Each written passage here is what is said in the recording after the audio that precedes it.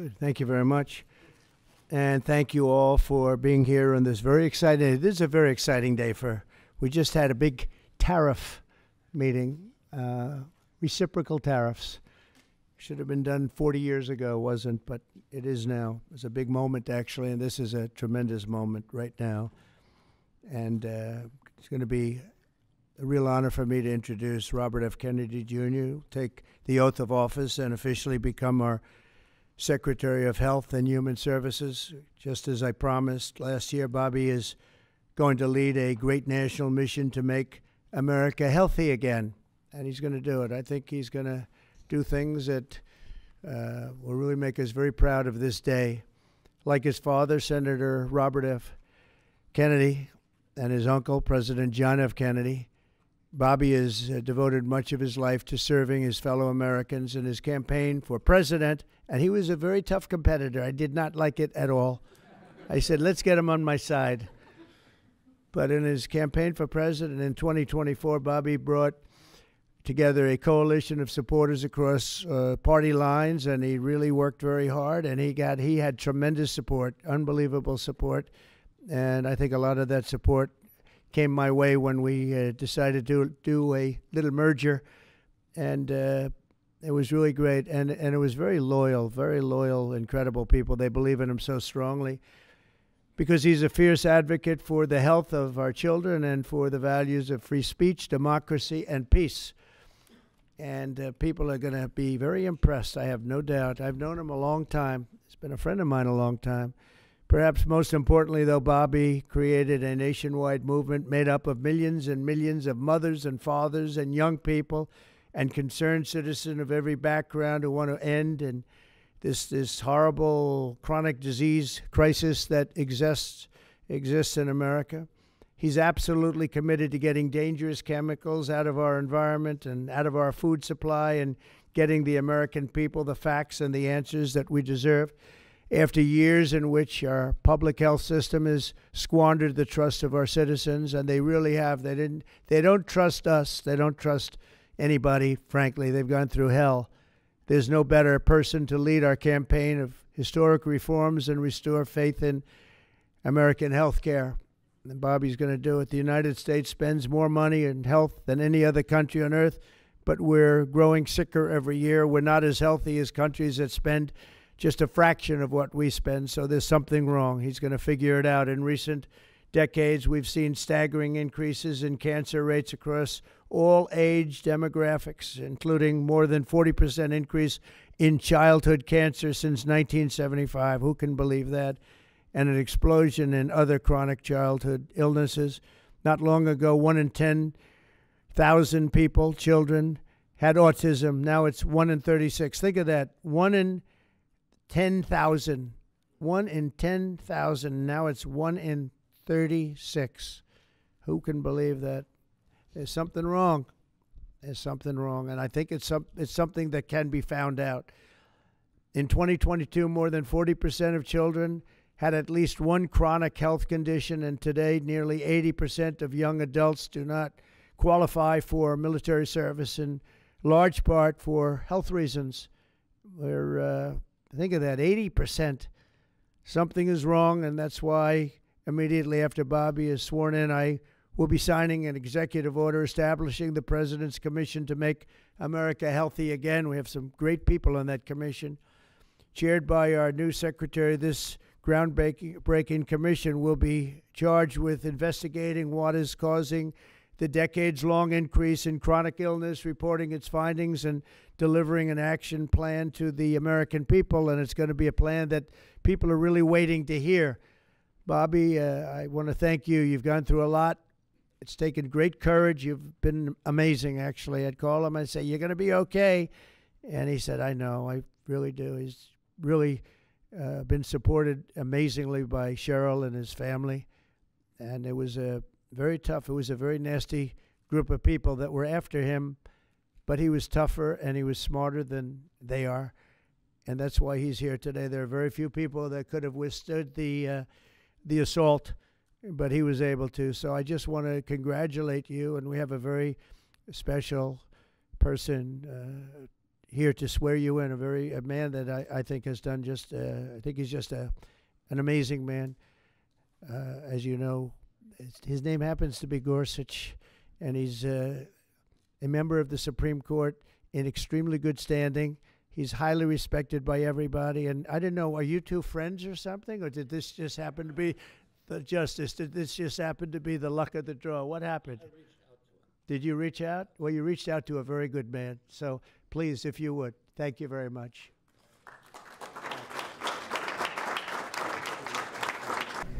All right. Please place your left hand on the Bible and raise your right. Repeat after me.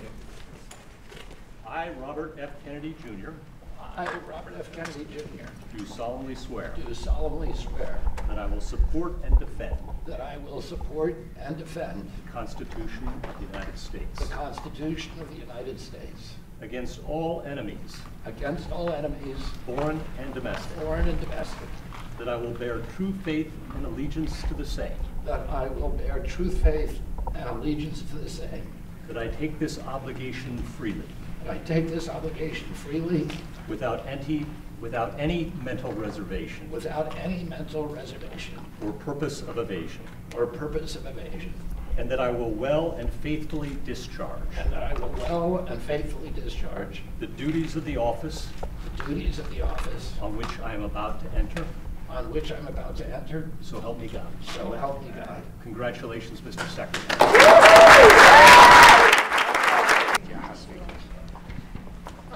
I want to begin by thanking President Trump for giving me this extraordinary opportunity. And I want to introduce my family and thank them for being here. My wife, Cheryl, my cousin, Anthony Shriver, my daughter, Kik, my other daughter, Kira, Catalina Shriver, Joey Shriver, Jackson Hines, and Amaryllis Kennedy. Oh, and I want to thank all of you for your support and throughout this whole 2.5-year journey. My first time in this Oval Office was in 1961, and I came here to meet or 1962. I came here and I had a meeting with my uncle, who was president, and where we talked about the environment. He was involved deeply, as we all know, in restoring physical fitness to this country. He challenged at one point during his administration, he challenged Americans to do a 50-mile walk, which I ultimately did. But I remember the day that my father completed his walk. We were staying up at Camp David, and my father came in after 18 hours walking on the C&O towpath with his feet bleeding and blisters on them. My father had one of his best friends was Al Lowenstein. And Al Lowenstein ultimately was a congressman from New York who was assassinated himself in 1980. But Al Lowenstein had started the Dump Johnson movement to get rid of President Johnson and end the Vietnam War. And at the time that he started it, people just thought it was a fool's errand. And ultimately, he asked my father to run for president against Johnson. My father wouldn't do it at that time, and he asked Gene McCarthy. McCarthy did it, and he joined that campaign. And my father ultimately ran, and Johnson then dropped out. So Al Lowenstein succeeded. And although Al Lowenstein was on the other side now, running against my father with Gene McCarthy, my father wrote him a note, a quote from Emerson, where he said, "If a single man plant himself firmly on his own ideal and there abide, the whole wide world will come round to him." For 20 years, I've gotten up every morning on my knees and prayed that God would put me in a position where I can end the childhood chronic disease epidemic in this country. On August 23rd of last year, God sent me President Trump. And he gave me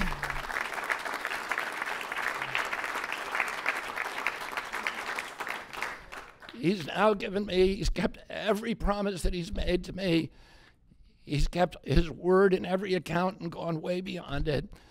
I'm so grateful to you, Mr. President. A lot of people told me that I couldn't trust President Trump, that I better get it in writing.